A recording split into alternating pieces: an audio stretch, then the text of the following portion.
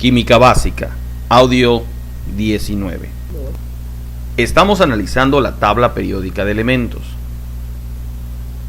Si tienes una tabla frente a ti, cerca de ti, o la puedes buscar, mira la imagen que producen las 18 columnas. La tabla periódica de elementos es a la química lo que las tablas de multiplicar a la aritmética, la matemática de la primaria. Pacientemente has ido conociendo lo que en estos audios se refleja, para que puedas tener una capacidad de evaluación. Hoy estamos familiarizados con el concepto periodo. Todavía no comprendemos por qué hay periodos.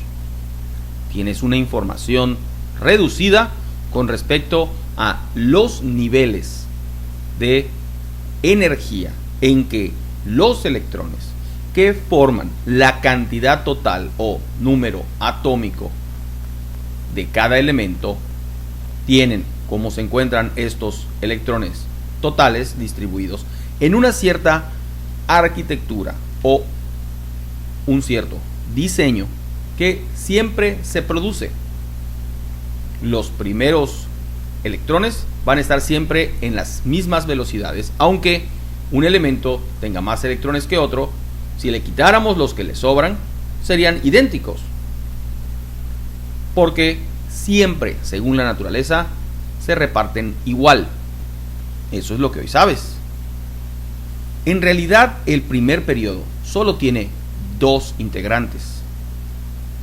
Uno en el grupo 1 y uno en el grupo 18.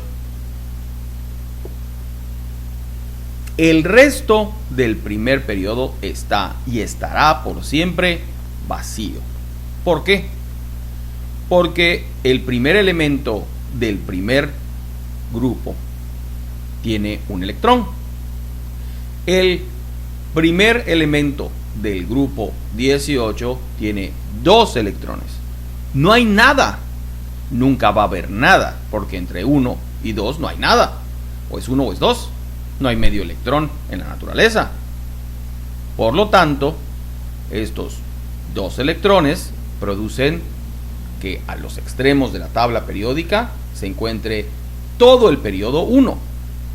Luego el periodo 2 tiene elemento en el grupo 1, el grupo 2, grupo 13, 14, 15, 16, 17 y 18.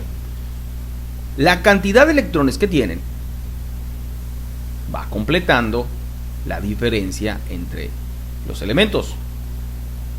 El segundo grupo tiene al litio, como hemos revisado, con 3 electrones.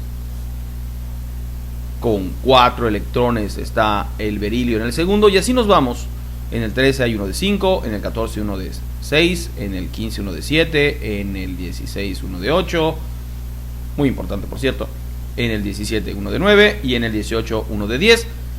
No va a haber nada más del 3 al 12, no puede existir.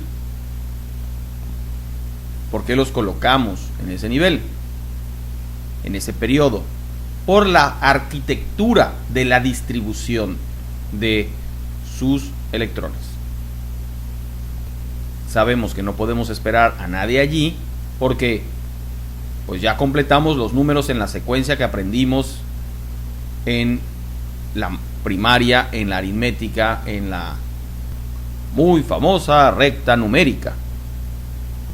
Podemos sospechar que la naturaleza fue creando a estos átomos que se encuentran iguales en cualquier punto del universo. Si yo encuentro un átomo de hidrógeno, uno de oxígeno, uno de boro, uno de yodo, uno de xenón en alguna parte del universo donde estuviere, va a tener las mismas características que tenía aquí en la Tierra, y por lo tanto va a tener el mismo comportamiento químico. Eso es lo que hoy sabemos. Si observas la tabla periódica, el tercer periodo tiene a 11 y a 12 en los dos primeros grupos, y de nuevo en el 13 aparecen del 13 al 18. Es el cuarto periodo el que está completo en 18 niveles. Del 19 al 36. Luego también el quinto periodo está completo, del 37 al 54. El sexto periodo parecería estar completo, pero aquí tenemos un fenómeno interesante. Primero y segundo grupos tienen al 55 y al 56, y el tercero tiene al 57, pero a menos de que veamos una versión extendida de la tabla, donde tuviéramos más de 18 grupos, se presenta un fenómeno curioso. El lantánido mayor tiene 57, y en las tablas que se venden comercialmente generalmente hay un grupo de lantánidos parecidos a este primer elemento que tiene 57 electrones. Hay una serie de elementos que deberían formar nuevas columnas. Ya no serían 18, porque hay 58, 59, 60, 61, 62, 63, 64, 65, 66, 67, 68, 69, 70 y 71 elementos con esta cantidad de electrones distintos entre sí, pero que todos se parecen al que tiene 57 en sus propiedades físicas, químicas, electrónicas.